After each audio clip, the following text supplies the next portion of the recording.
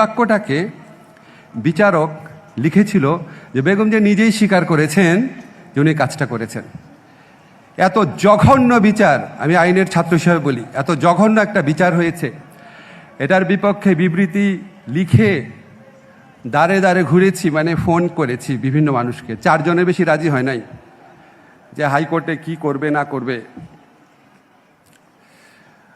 উনি যখন মুমূর্ষ অবস্থায় ওনাকে চিকিৎসার জন্য যেন বিদেশে পাঠানো হয়, 4 জনের তো বিবৃতি হয় না, এই জন্য পত্রিকা ধরে দিতে পারে নাই, চিকিৎসার জন্য যেন বিদেশে পাঠানো হয়।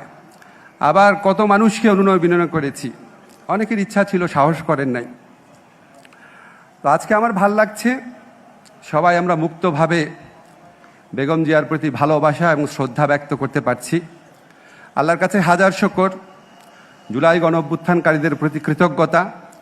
বাংলাদেশের মানুষ আজকে স্বাধীনভাবে ঘৃণাও প্রকাশ করতে পারছে, স্বাধীনভাবে ভালোবাসাও প্রকাশ করতে পারছে।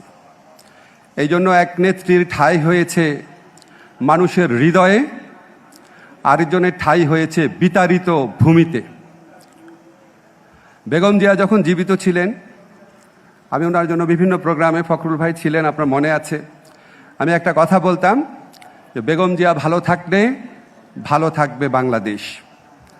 আমি বিশ্বাস করি অবশ্যই উনি এখন ভালো আছেন, কিন্তু বাংলাদেশ কি ভালো আছে বা ভালো থাকবে? যদি বাংলাদেশকে ভালো থাকতে হয় তাহলে বেগম জিয়াকে ইন্টারনালাইজ করতে হবে। ওনার অনেক অসাধারণ কিছু বৈশিষ্ট্য ছিল।